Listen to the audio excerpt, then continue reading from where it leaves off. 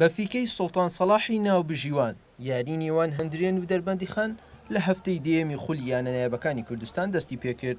سەرەتای یاریەکە ئاستی هەردوو تیپ لە یەکەوە نزیک بوو. محەممەد هاوار بەم لێدانە هەڕەشەی گۆڵی لە میوانەکەی کرد. دەربەندی خان بەم هێرشە وەڵامی هەندرێنی دایەوە، بەڵام تۆپ ڕێڕەوی گۆڵی نەگرت. زانیار حەسەن بەم شوتان نزیک بوو لە گۆڕینی ئەنجامی یاریەکە.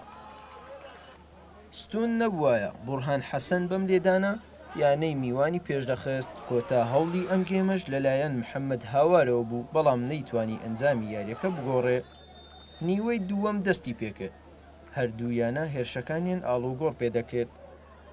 دەربەندی خان بە هێرشی هەڵگەڕاوە، هەندرێنی خاوەن ماڵیش بە چەند شوتێک هەوڵی خۆی دەدا.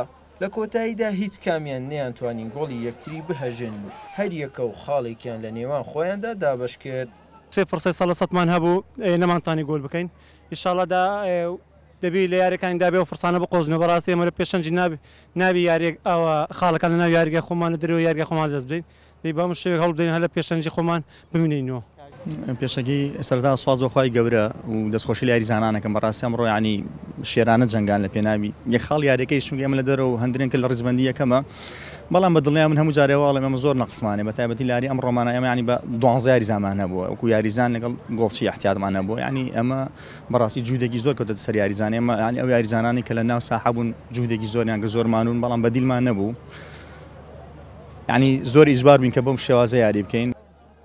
بەم یەکسانبوونە یانەی هەندرێن بە کۆکردنەوەی 21 خاڵ لەسەرەوەی ڕێزبەندیەکە دەمێنێتەوە، یانەی دەربەندی خانیش بە کۆکردنەوەی 10 خاڵ لە ناوەڕاستی ڕیزبەندیەکە دەبیندرێت.